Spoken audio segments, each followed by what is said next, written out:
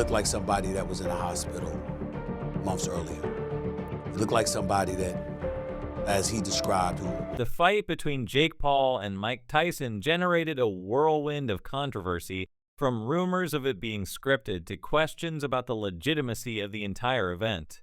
For many, what should have been a clash of two fighters, one a legendary boxer and the other a rising star, quickly turned into a spectacle rather than a legitimate contest. The event, which took place after Tyson's significant health struggles and Jake Paul's rise in boxing, was financially lucrative but left many fans feeling unsatisfied. Allegations of a rigged fight, concerns over Tyson's health, and doubts about Jake Paul's true boxing abilities filled discussions both before and after the match. Mike Tyson's health had been a major issue leading up to the fight. Just months before, Tyson had nearly died, battling a serious medical condition that required several blood transfusions. Tyson lost 25 pounds and half of his blood volume during his hospitalization, which put his participation in the fight in serious doubt. Despite this, Tyson was determined to return to the ring, driven by both his desire to fight and the financial prospects. However, many noticed that Tyson's performance in the ring was far from his prime. His fatigue became obvious as the fight progressed, and observers pointed to his sluggish movements, which were a stark contrast to the explosive power and quickness he had once been known for. The UFC president, Dana White, made a key observation regarding Tyson's appearance. He claimed that Tyson's mere presence ensured profitability for the event. Tyson was still a major name in the sport, and his involvement was enough to generate significant interest, even if he wasn't physically at his best.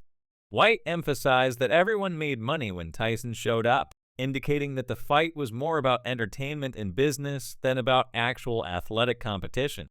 Jake Paul, known more for his online persona than his boxing skills, reportedly earned $40 million for his performance in the fight.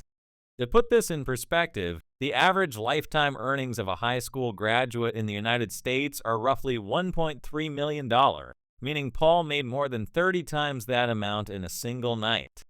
Tyson, who had been fighting professionally for decades and had suffered significant health setbacks, walked away with $20 million. This large sum for a 58-year-old fighter who had been out of the ring for years raised questions about the motivations behind the fight and whether it was truly a fair matchup. Critics and fans alike quickly began to speculate that the fight was more about making money than showcasing any real competition.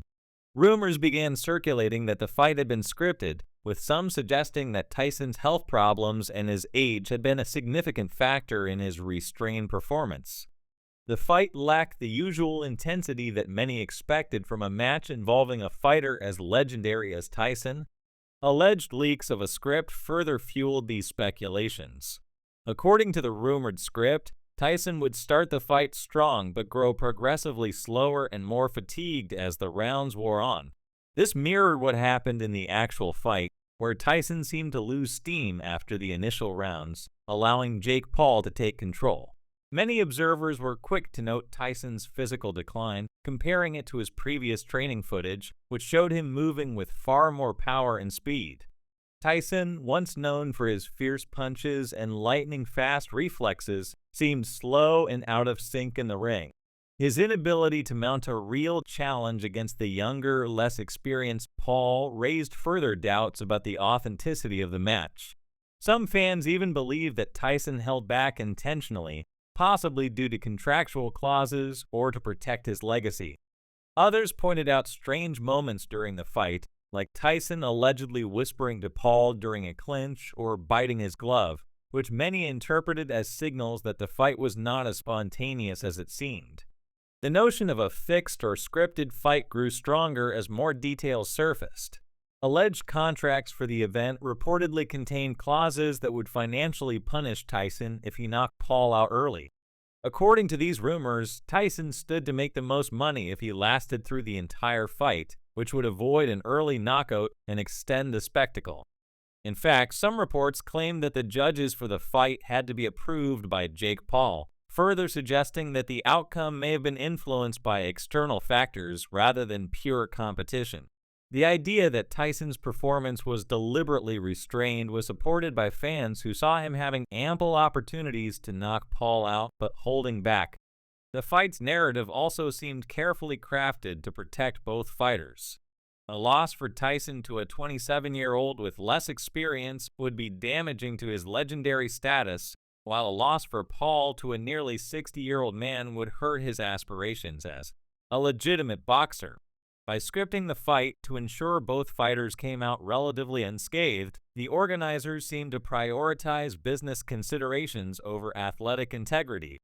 The fact that the fight went the full 8 rounds, with Paul winning by decision, seemed to confirm the idea that the outcome was predetermined. In the wake of the fight, a leaked script surfaced online, which eerily mirrored the actual events of the match.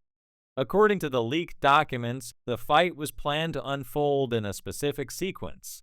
Tyson would show flashes of his old form in the early rounds, but fade as the fight progressed. Paul's youth and mobility would give him an advantage, and he would start landing clean shots on Tyson as the match wore on. By the 5th round, Tyson would be noticeably fatigued, allowing Paul to take control and win by decision. This script, if true, would suggest that the fight was less about competition and more about orchestrating an outcome that suited both fighters' needs.